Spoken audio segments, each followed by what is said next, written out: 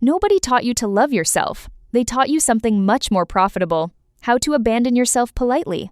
Smile when you're furious. Stay quiet when you're bleeding. Say yes, while every part of you is screaming no. Good. That's exactly the kind of person everyone loves to keep around. Easy to guilt, easy to manipulate, easy to control. And the most dangerous part? You don't call it self-abandonment, you call it being a good person. Let's actually name what's happening, because the most dangerous person stealing your peace isn't always someone else. 1. You do their job for them before they even ask. Nobody even has to manipulate you anymore. Before someone asks, you volunteer. Before someone complains, you apologize. Before someone rejects you, you reject yourself first. Trauma researcher Pete Walker gave this pattern a name: the Fawn response, a fourth survival strategy alongside fight, flight, and freeze, where a person learns to appease and preemptively accommodate a threat instead of confronting or escaping it. Imagine hiring a bodyguard whose solution to every threat was handing you over immediately. That's what your nervous system has been doing emotionally, protecting connection by sacrificing the person it was supposed to protect. 2. You've learned to erase your real reaction before you've even finished having it. Look at you, smiling through conversations you desperately want to leave, laughing at jokes that offend you, pretending you're okay because explaining your feelings feels like too much work. Every fake smile sends one brutal message to your nervous system: what I genuinely feel is less important than what makes everyone else comfortable. It's the same reflex with your opinions around confident people. You suddenly become a professional agreement machine. Oh yeah, whatever you think. I don't really mind. Your brain learned early that disagreement threatened connection, so now your nervous system mistakes silence for safety. Do this long enough, and the scary part isn't that other people can't read you anymore. It's that you can't read yourself. 3. You've become so good at needing nothing that you forgot you have needs. You can enter a room without asking for anything. Need nothing, expect nothing, complain about nothing. People describe you as low maintenance. Translation: you've hidden your needs so well that even you forget they exist. Children who grow up feeling like burdens often become adults who try to become emotionally weightless, because the nervous system believes needing people creates danger. But invisible people rarely receive genuine connection. People can only care for the version of you that you actually let them see. 4. Choosing yourself trips an alarm your body still trusts, and then it sends you the bill. Say no to one unnecessary request and watch what happens. Your heart speeds up. Your brain starts writing apology speeches.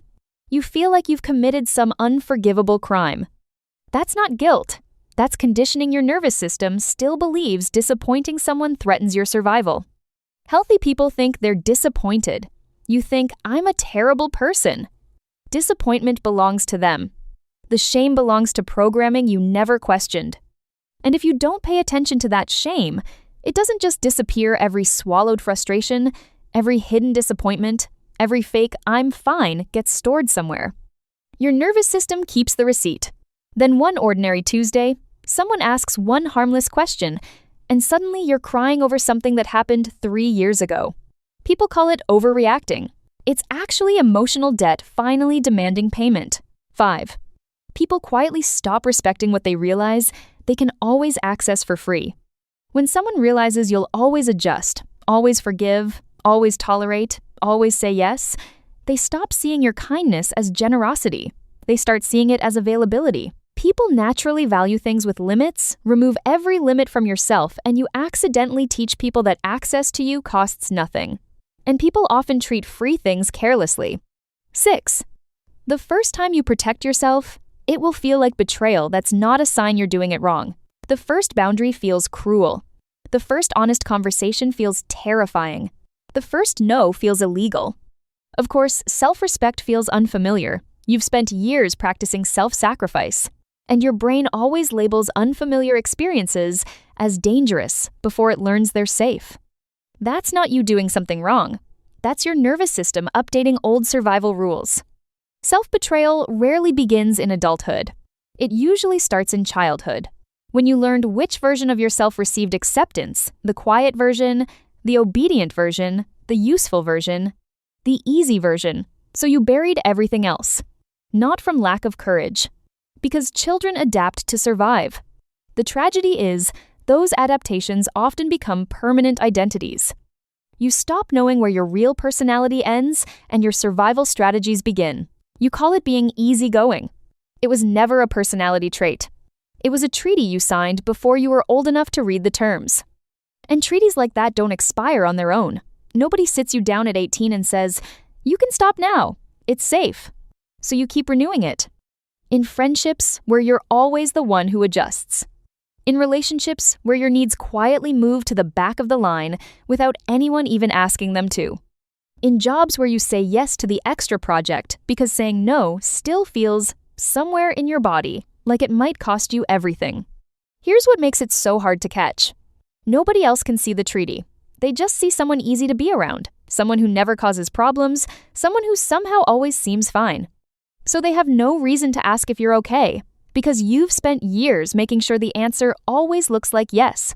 The most convincing performance you'll ever give is the one where nobody even realizes it's a performance, including, most days, you. Here's the question that changes everything. If someone treated you the way you treat yourself, ignoring your feelings, dismissing your needs, allowing people to disrespect you, constantly choosing everyone else first, would you trust that person? Of course not. You'd call it what it is. You'd see the pattern in one conversation. You'd warn a friend to stay away from someone like that. Yet that's exactly how many people treat themselves every single day. Your nervous system isn't just watching how other people treat you. It's watching how you treat you. Every time you cancel your own needs to keep the peace, it takes notes. Every time you apologize for something that was never your fault, it takes notes. It's building a case file on whether you are someone worth protecting, and right now, the evidence keeps saying no. The biggest betrayal you'll ever experience probably won't come from another person. It'll come from looking back one day and realizing you spent years abandoning yourself just to keep comfortable people. Comfortable people who barely remember your sacrifices, people who moved on while you stayed behind, rebuilding the parts of yourself you gave away for free. Not because they took it, because you handed it over before they even had to ask. That's the real cost of never questioning the Fawn response. Not one dramatic loss you can point to and grieve properly. Years of small, quiet withdrawals from an account nobody ever told you that you were allowed to protect. And the strange part is, undoing it doesn't require some enormous confrontation or some dramatic reinvention of who you are. It requires the opposite. One honest answer instead of, "I'm fine."